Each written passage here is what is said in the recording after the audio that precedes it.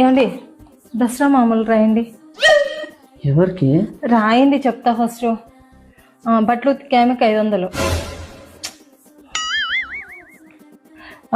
వంట చేసే ఆమెకి 500, ఇంట్లో బండలు బయట కసులు ఊడ్చే ఆమెకి 500,